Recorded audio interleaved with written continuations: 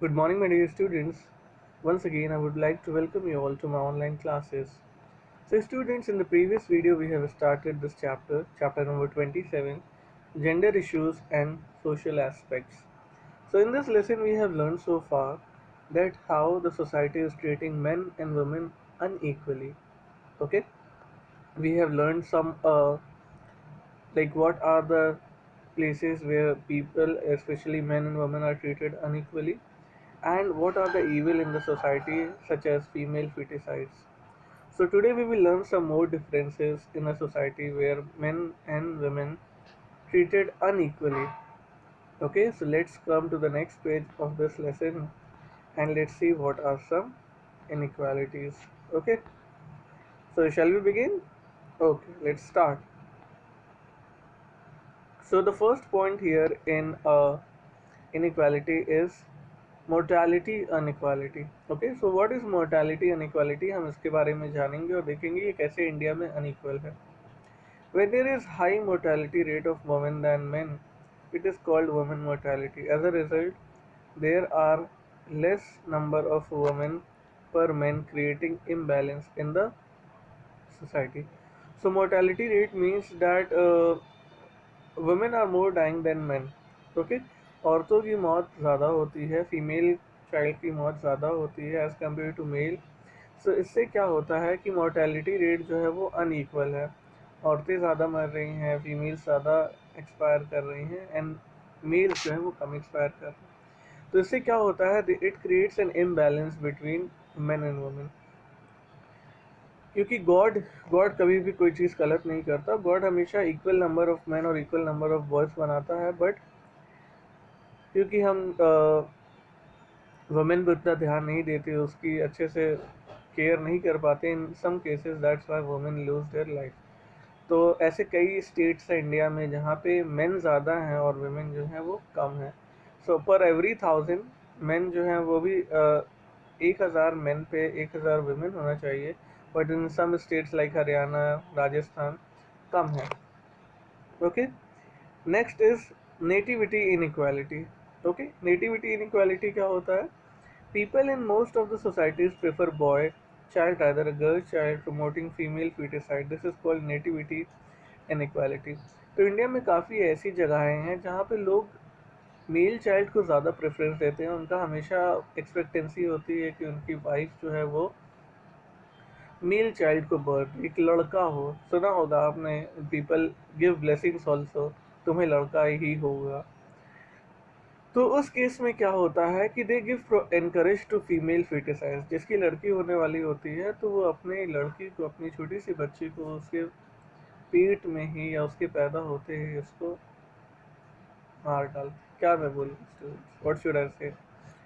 So these are some like very negative factors which are happening in our country. Another thing is family inequality. Of course, in some countries, especially in India, family is a root cause of greater inequality. When the family members have different treatments to boys and girls, it is called the family inequality. For example, in some families, less food, low quality clothes, and are given to girls as compared to boys. Also, when it comes to education, different treatment to girls is given. Less amount is spent on the education of girls. तो family inequality क्या होता है? जब एक ही family में लड़का और लड़की में भेदभाव किया जाए, उनको अलग अलग ट्रीट किया जाए, सो इससे हमें फैमिली इनक्वालिटी के बारे में पता चलता है. In many cases, in many families, specially हमारे कंट्री में भी फीमेल्स के साथ भेदभाव किया जाता है. अब जैसे लड़के के लिए अच्छा कपड़ा लेके आएंगे, लड़की के लिए कुछ इतना अच्छा कपड़ा नहीं लेके आएंगे. गर्ल को अच्छे स्कूल में नहीं भेजेंगे, बॉय को अच्छे स्कूल में, इंग्लिश मीडियम स्कूल में या अच्छे स्कूल में भेज सकते हैं. Okay, and boys will get chance to go to outside, वो अपने फ्रेंड्स के साथ घूम सकता है, but female will not get this opportunity. Boys जो है वो अपने स्कूल फंक्शंस में पार्टिसिपेट भी कर सकते हैं, but females can not in some cases. मैं सबको नहीं कह रहा बेटा, आई होप आप सबके यहाँ ऐसा बिल्कुल भी ना हो, एंड आई डोंट वांट कि ऐसा हो, because you all are educated people, बच्चे घर से. So, but these are the things which create inequality among people. Now, let's see the factors responsible for the gender inequality.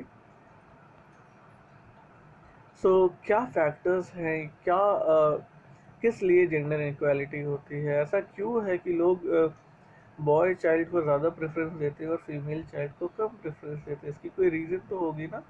Let's read out the reason.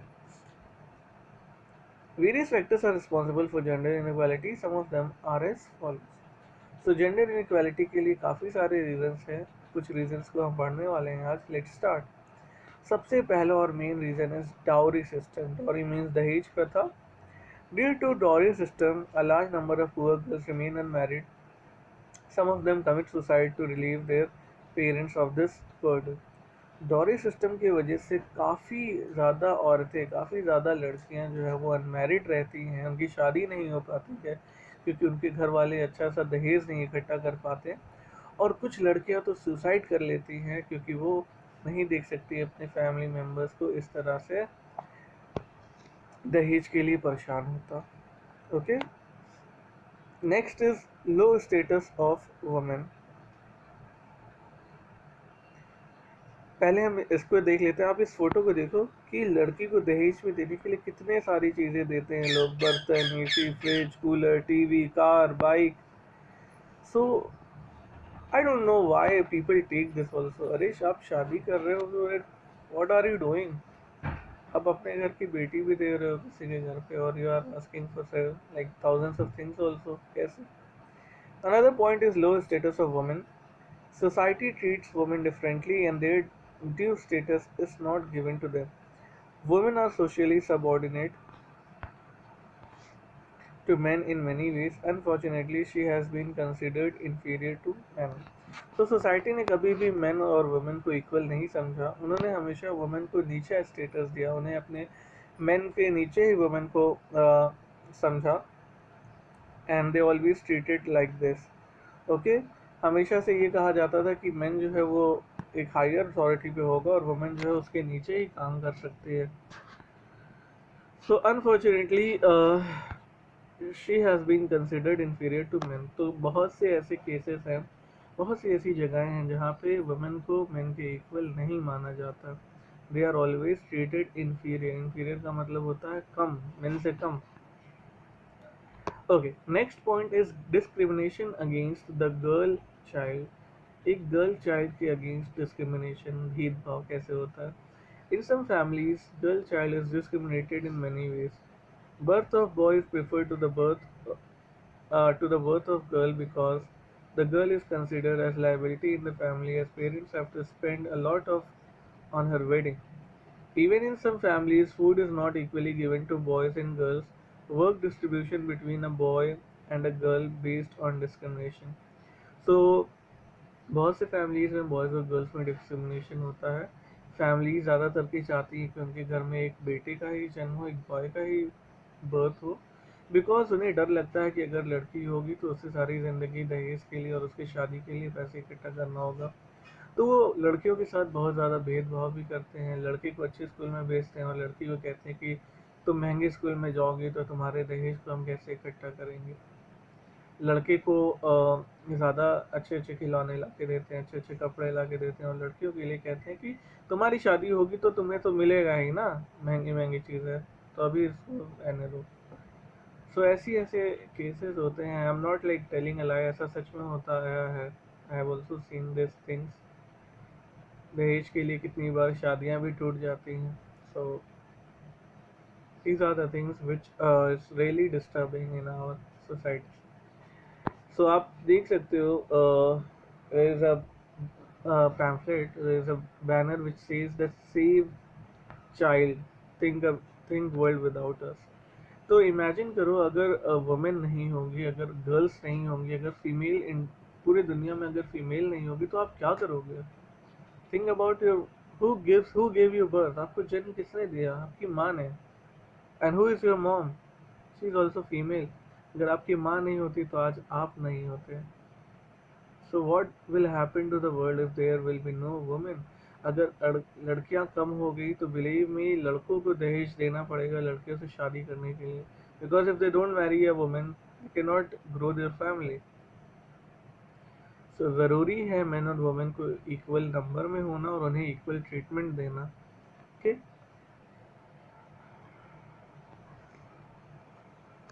So next is neglecting female education. Women की पढ़ाई पे ज़्यादा ध्यान नहीं दिया जाता. Women were neglected in providing educational facilities. Expenditure on education of girls was considered useless and waste. तो ज़्यादातर लड़कियों को पढ़ने के लिए भेजा नहीं जाता है. अगर पढ़ने के लिए भेजा भी जाता है तो सरकारी स्कूल या फिर किसी छोटे मोटे स्कूल में भेज दिया जाता है और ये सोचा जाता है कि बेटा तुम पढ़ लिख के करोगे क्या, तुमको तो जाके मायके में बर्तन नहीं धुलना है ना, तो तुम्हारी पढ़ाई पे हम क्यों पैसा बर्बाद करें. These all are their thinking. Female infanticide. In some of the families, the birth of a girl was considered a curse and hence they used to kill them during infancy. It shows that some places women had even no right to live. कहीं कहीं के लोग तो इतने ज़्यादा, मैं क्या कहूँ, इतने ज़्यादा बेकार हैं कि व्हाट डू दे डू. उनके घर में अगर एक लड़की पैदा होती है तो उसको वो एक श्राप मानते, एक कर्स मानते हैं और वो छोटी सी बच्ची को जो कि आज ही पैदा हुई या कल पैदा हुई उसको वो लोग kill कर देते हैं because they don't want to handle the burden of a girl, and this is known as female infanticide. जब एक छोटी बच्ची को आप मार दो इसलिए क्योंकि वो गर्ल थी. I remember one thing. एक बार क्या हुआ कि that I was going somewhere, तो मैं कहीं जा रहा था और रास्ते में मैंने देखा कि थोड़ी भीड़ लगी हुई थी कूड़ेदान के आसपास. आई एम नॉट फेकिंग इट, मैं सच्ची कहानी बता रहा हूँ जो मैंने अपने आंखों से देखा. कूड़ेदान मतलब जहाँ पे एक बॉक्स होता है वेयर पीपल के पुट द गार्बेज, वहाँ पे क्या वो कुछ लोग खड़े थे. तो मेरी क्यूरियोसिटी हुई, मैंने पूछा कि क्या हुआ. तो कहा वो देखिए पन्नी के अंदर क्या है. When I saw it was a white polythene, और जब मैंने उसके अंदर देखा आई वाज शॉक्ड. पन्नी के अंदर छोटी सी dead body. There was a female child. मैं अपने शहर इलाहाबाद प्रयागराज की बात कर रहा हूँ, किसी विलेज की भी बात नहीं कर रहा. आई डोंट नो वो क्या केस था, कुछ अलग केस भी हो सकता है. May be the parents were not married और समथिंग एल्स. बट जो भी है ये कितना गलत है. आप कैसे इतने छोटे बच्चे को मार सकते हो. हाउ. छोटे बच्चे ने तो अभी दुनिया में कुछ देखा ही नहीं, उसने तो कुछ गलती ही नहीं की. How can you kill such a small baby. Ask those parents, उनसे पूछिए जिनके बच्चे नहीं होते, how they feel about their parents. So these are the things like which are very disturbing. Next point हम देखते हैं students. Child marriage. Earlier and even today in some cases, in some societies, children are married at a very young age.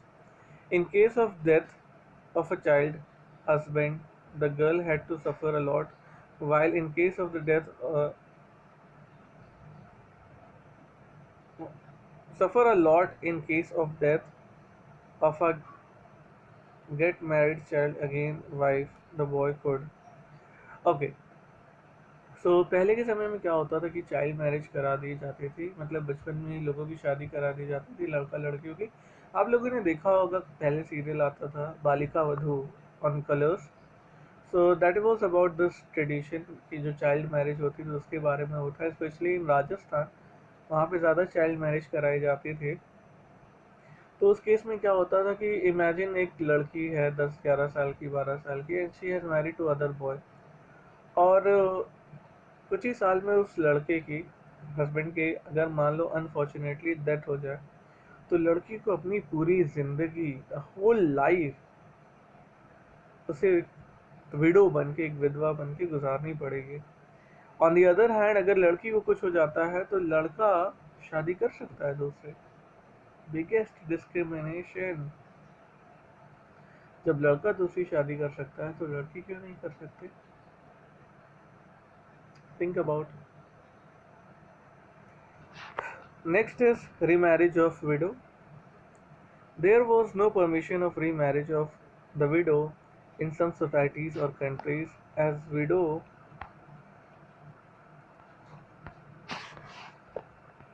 woman has to suffer a lot. She is not respected well compared to other married women. सो हमारे India में काफ़ी ऐसी societies हैं, काफ़ी ऐसी जगह है, और इंडिया के बाहर भी, ऐसा नहीं है कि सिर्फ इंडिया में ही ऐसी चीज़ें होती आई हैं, in many other countries also. तो वहाँ पे क्या होता है कि अगर किसी वुमेन के हस्बैंड की डेथ हो जाती है और वो विडो हो जाती है, then she is not allowed to remarry. उसे दोबारा से मैरिज करने के लिए नहीं कहा जाता है, और उससे कोई भी आगे या नहीं आता उससे शादी करने के लिए। इनफैक्ट अगर कोई करना भी चाहे तो वो ब्रेक ऑफ लॉ हो जाएगा, तो रूल को तोड़ना हो जाएगा, इसलिए कोई करता नहीं है एक विडो से शादी। तो उसमें उस लड़की का, उस औरत की पूरी ज़िंदगी स्पॉइल हो जाती है, and it is not good for them. Last point is no right in parental property. In the Hindu society, married women had no right to inherit the property of her parents and husband. So, जैसा कि आप जानते हो, आपने हर जगह देखा होगा Gupta and sons, Goyal and brothers. अभी आपने ये नहीं देखा होगा Gupta and daughters, Goyal and sisters, ऐसा तो नहीं देखा होगा ना। वाई? बिकॉज फादर की जो प्रॉपर्टी का हक होता है वो हिंदू सोसाइटी में मेन को ही दिया जाता है। But recently it is changed, अभी हाल ही में इसमें कुछ चेंजेस हुए हैं। अब फीमेल भी, ये book is not updated, but now female can also have a right in property of a parent. कुछ परसेंट फीमेल भी अपने माँ बाप की प्रॉपर्टी का हिस्सा बन सकती है। But as per old rule, पुराने रूल के हिसाब से वुमेन को कोई भी प्लेस नहीं दी जाती थी सोसाइटी प्रॉपर्टी में। ओके, सारी प्रॉपर्टी का जो जिम्मेदार होगा वो उनका बेटा ही होगा। और इन मोस्ट ऑफ द केसेस अभी भी रूल चेंज हुआ है, बट हार्डली कोई वुमेन को कुछ मिलता हो अपने माँ बाप की प्रॉपर्टी में से। बिकॉज ऐसा कहा जाता है कि लड़की तो पराया धन है, one she is married she has no relation in all. What should I say? अभी आप बहुत बच्चे हो ये सब चीज़ों को समझने के लिए। So we will stop here. I'll make another video and explain the remaining chapter. So I hope you have understood everything. If you have understood, try to do exercises and don't forget to comment your name in the YouTube section. कुछ बच्चे पूछते हैं sir comment कैसे करें, तो बेटा मैं जो वीडियो भेजता हूँ उसकी लिंक खोलो, डायरेक्ट वीडियो मत खोलो, उसकी लिंक पे क्लिक करके जो ब्लू ब्लू एड्रेस होता है उसको क्लिक करके खोलो, एंड देन वीडियो के नीचे आपको कमेंट सेक्शन मिलेगा, उसमें बस कमेंट को दबा के अपना नाम लिख दो। That's it for today students, will see you again later.